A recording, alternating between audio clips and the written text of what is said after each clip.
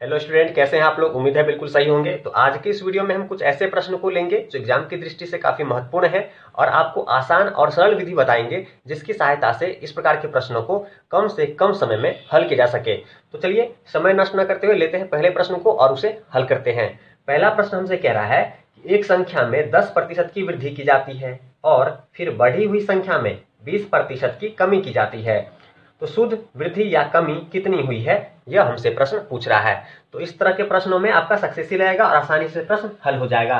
तो देखिए 10 को हम x मान लेंगे और 20 को हम y मानेंगे और सिंपल सक्सेसी का जो फॉर्मूला है उस पर बिठा देंगे। तो देखिए पहले आपका क्या हो रहा है, 10 वृद्धि हो रहा है, फिर 20 का कमी हो रहा है, फिर सिंपल x y और प्लस में x गुने y, तो आपका क्या हो जाएगा 10 प्लस का और गुने में -20 का, बट्टे में आपका 100 आ जाएगा। तो देखिए इस जीरो से ये दोनों जीरो चला गया, अब इसमें से माइनस कीजिएगा तो माइनस का 20 बचेगा, इधर आपका माइनस का 2 बचेगा। ओ माइनस का यहाँ पे आपका माइनस होगा तो 10 बचेगा और माइनस का 2 बचेगा, ये दोनों आपका जुड़ेगा तो क्या जाएगा आपका माइनस का 12 हो जाएगा। -12% का यहाँ पे क्या हुआ, कमी हुआ। क्या हुआ, 12% का क्या होगा, कमी होगा। कमी हमें कैसे पता चला, क्योंकि ये आपका माइनस में है, ये आपका माइनस में है, माइनस में होगा तो कमी होगा, प्लस में होगा तो वृद्धि होगा। तो यहाँ माइनस था इसलिए 12% की क्या होगी, कमी होगी, और ये क्या हो जाएगा, हमारे इस प्रश्न का आंसर हो जाएगा। तो काफी सरल प्रश्न था। इस तरह के प्रश्नों को आसानी से इस तरह आप हल कर सकते हैं। इसी प्रकार की कॉन्सेप्ट को आपको सिखाएंगे। लेते हैं अगले प्रश्न को और उसे हल करते हैं। अगला प्रश्न हमसे कह रहा है कि 45 विद्यार्थियों की एक कक्षा में 20 लड़कियां हैं जिन्होंने 50 अंकों की एक परीक्षा में औसत 42 प्राप्त किए। यदि कक्षा के अंकों का औसत 36 है तो लड़कों के औसत अंक क्या है। तो देखिए क्लास में क्या है, क्लास में लड़कियां हैं और लड़के हैं, ठीक है। लड़कियों का औसत अंक आपको दिया गया है 42, लड़कों का आपको फाइंड करना है। तो चलिए हमने इसे x मान लिया, ठीक है, इसे हमने x मान लिया। लड़कियां कितनी हैं, लड़कियां 20 हैं। लड़के कितने होंगे, कुल विद्यार्थी कितने हैं क्लास में 45, लड़कियां 20 हैं तो लड़के कितने होंगे 25 होंगे। तो लड़के हमने फाइंड कर लिए। चलिए इसे थोड़ा हल कर लेते हैं आसान कैलकुलेशन के लिए।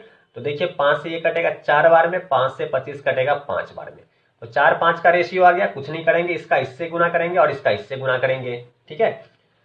तो चलिए इसे गुना कर लेते हैं। 4 को 42 से गुना करेंगे तो 168 आ जाएगा। क्या आ जाएगा, 168 आ जाएगा।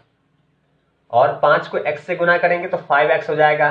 तो इसे हम कर लेंगे 5x बट्टे में 9 कर लेंगे। और यह किसके बराबर है, यह किसके बराबर है, कक्षा में अंकों का कुल औसत 36 है, तो यह किसके बराबर है, 36 के बराबर है। चलिए इसे हल कर लेते हैं।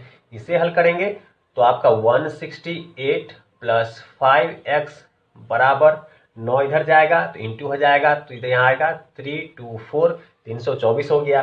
चलिए अब इस इक्वेशन को आप हल कर लीजिए, आपका आंसर आसानी से जाएगा। चलिए इसे हल करते हैं। तो देखिए सिंपल 168 इधर जाएगा, 168 इधर जाएगा तो 5x बचेगा। 168 324 में से माइनस होगा तो आपका क्या बचेगा, 156 बचेगा। x बराबर क्या जाएगा, 5 उधर जाएगा, 5 उधर जाएगा तो 156/5। अब देखिए इससे ये पूरा पूरी कटेगा नहीं तो इसमें भाग देंगे तो आपका क्या जाएगा, इसे भाग देंगे तो आपका जाएगा 31.2।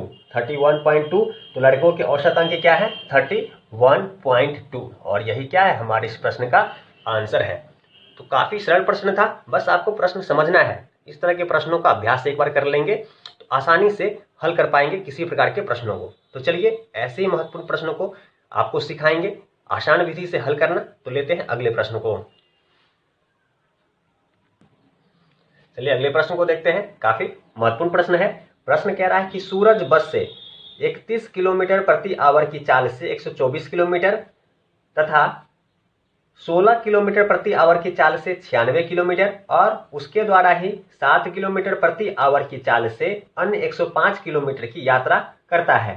तय की गई कुल दूरी के लिए उसकी औसत चाल ज्ञात कीजिए। तो प्रश्न हमें क्या कह रहा है, औसत चाल, एवरेज स्पीड आपसे पूछा जा रहा है। तो एवरेज स्पीड बराबर क्या होता है, टोटल डिस्टेंस बटा टोटल टाइम। यही होगा। तो चलिए हम इसे निकाल लेते हैं। टोटल डिस्टेंस क्या है, एक तो आपका 124, दूसरा आपका 96 किलोमीटर 96 किलोमीटर, दूसरा कितना 105 किलोमीटर। चलिए ये हमारा कितना आ गया, ये हमारा टोटल डिस्टेंस हो गया। टोटल टाइम कैसे निकलेगा, टोटल टाइम बराबर क्या होता है, डिस्टेंस बट्टा स्पीड। तो डिस्टेंस क्या है देख लीजिए, 124 एक है, स्पीड क्या है इसकी 31 किलोमीटर, कितनी है 31 किलोमीटर। वैसे ही देखेंगे तो दूसरा आपका 96 है, इसका स्पीड कितना है, कितने स्पीड से जाता है 16 के स्पीड से जाता है। इसी प्रकार देखें तो अगला डिस्टेंस कितना है हमारा 105 है, कितना है 105 है। यह कितने स्पीड से जाता है चलता है, यह आपको 7 के स्पीड से तय करता है। तो चलिए ये हमारा टोटल डिस्टेंस आ गया, टोटल टाइम आ गया। तो देखिए 31 से आपका 24 कटेगा कितनी बार में, 4 बार में कट जाएगा। 16 से 96 आपका कट जाएगा 6 बार में। 7 से 105 आपका कट जाएगा कितनी बार में, 15 बार में। कितनी बार में कट जाएगा, 15 बार में कट जाएगा। तो चलिए अब इसे जोड़ लेते हैं। 124, 96, 105 को जोड़ेंगे तो आपका कितना आ जाएगा 325 आ जाएगा। वहीं बट्टे में 4, 6, 4, 10, 10 और 15 को जोड़ेंगे तो कितना आएगा 25 आ जाएगा। 25 देखिए ये कट रहा है, जी हाँ कट रहा है।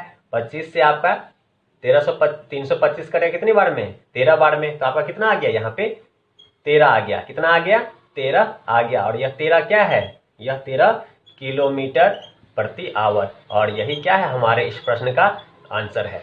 तो काफी सरल प्रश्न बन जाते हैं जब एक बार प्रश्न के कॉन्सेप्ट को समझ जाते हैं। तो हमारा यही प्रयास है कि आपको आसान कॉन्सेप्ट से इस तरह के प्रश्नों को हल करना सिखाया जाए, ताकि कम से कम समय में बिना किसी कन्फ्यूजन के आप प्रश्न को हल कर सकें।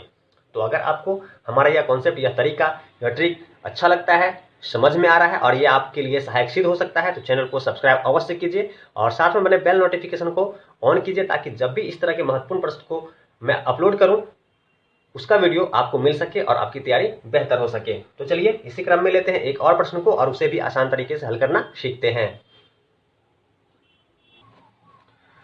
तो अगला प्रश्न हमसे कह रहा है कि विपिन और दिनेश के वेतन का अनुपात 5:8 है। यदि प्रत्येक के वेतन में 4800 रुपये की वृद्धि की जाती है तो नया अनुपात 7:10 का हो जाता है। विपिन का वेतन ज्ञात कीजिए। तो देखिए इसे कैसे हल करेंगे, तो आपको दे रखा है क्यों, विपिन है और एक दिनेश है, यही है ना, और इसका अनुपात दे रखा है, इसका अनुपात है 5 और 8 का।